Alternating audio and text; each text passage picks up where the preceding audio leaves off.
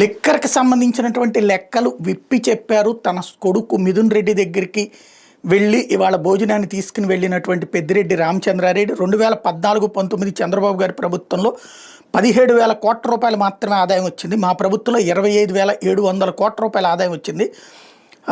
మా పాలనలో ప్రభుత్వమే మద్యం షాపులు నడిపింది. మా ప్రభుత్వంలో ఒక్క డిస్టిలరీకి కూడా అనుమతి ఇవ్వలేదు. డిస్టిలరీకి అనుమతులన్నీ చంద్రబాబే ఇచ్చారు. అదే సందర్భంలో అక్కడ అవినీతి చేయడానికి ఏముంది అన్నటువంటి పాయింట్ రైజ్ చేశారు. అదే సందర్భంలో కొత్త బ్రాండ్లైన అంతా ఆయన చేసుకొచ్చిందే, కానీ తప్పుడు కేసులతో తప్పుడు ఆరోపణలతో ప్రజల్ని మభ్యపెడుతున్నారు అన్నటువంటి పాయింట్ చెప్పుకొచ్చారు. దీని పబ్లిక్లో ఒక నెగిటివ్ క్రియేట్ చేయడానికి లేదా ప్రధాన అంశాల నుంచి డైవర్షన్ చేయడానికి ఈ గేమ్స్ నడుపుతున్నారు. మా కార్యకర్తలు హింసిస్తున్నారు, మా నాయకుల్ని వేధిస్తున్నారు, దీనికి ఖచ్చితంగా ప్రజలు బుద్ధి చెప్తారు అన్నటువంటి చెప్పుకొచ్చారు. ఆయన ఏమన్నారు ఒకసారి విందాం.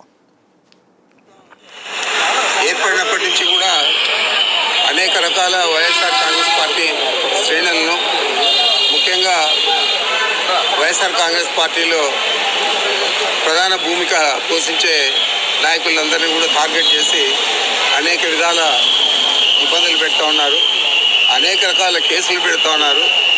ఈరోజు ఇక్కడ పరిస్థితి చూస్తే ఒక తాలిబన్లనో లేకపోతే ఏదో విదేశీ టెర్రరిస్టులు ఎవరైతే ఉంటారో వారిని ట్రీట్ చేసే విధంగా ఇక్కడ పరిస్థితులు ఉన్నాయి. మరి ఒక ప్రజాప్రతినిధికి ఇవ్వాల్సిన గౌరవాన్ని ప్రజాప్రతినిధులుగా ఉన్న చంద్రబాబు నాయుడు కానీ వారి మంత్రివర్గ సభ్యులు కానీ ఎందుకు విస్మరిస్తూ ఉన్నారు నాకు అర్థం కావడం లేదు. మరి ఇది ఇలాగే కొనసాగిన ఇబ్బంది లేదు. వైఎస్ఆర్ కాంగ్రెస్ పార్టీ శ్రేణులు తప్పకుండా ఈ పరిస్థితిని అధిగమించి ఈ ప్రభుత్వానికి బుద్ధి చెప్పే రోజులు దగ్గరలో ఉంటాయి. మరి నేను ఒకటే చెప్తా ఉన్నాను, ఒక ప్రజాప్రతినిధులకు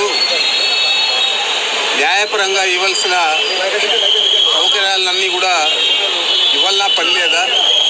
వారిని టెర్రరిస్టుల మాదిరి చూసి ఆ విధంగా మీరు వారిని ట్రీట్ చేస్తారా?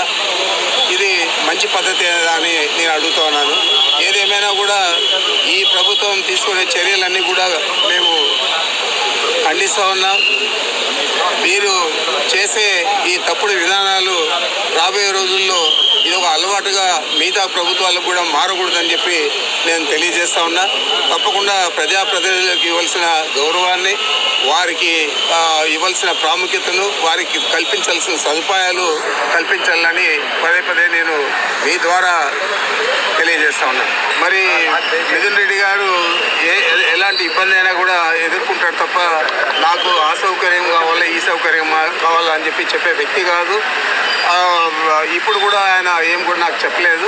అయితే ఇక్కడ ఉన్న పరిస్థితులు దృష్ట్యా న్యాయపరంగా కల్పించిన సౌకర్యాలను కూడా అందజేసే పరిస్థితుల్లో లేదంటే ఈ ప్రభుత్వం ఏ విధంగా పనిచేస్తూ ఉందో, ఎంత ఖర్చుపూరితంగా వ్యవహారం చేస్తూ ఉందో అది మీ దృష్టికి తెస్తూ ఉన్నాను.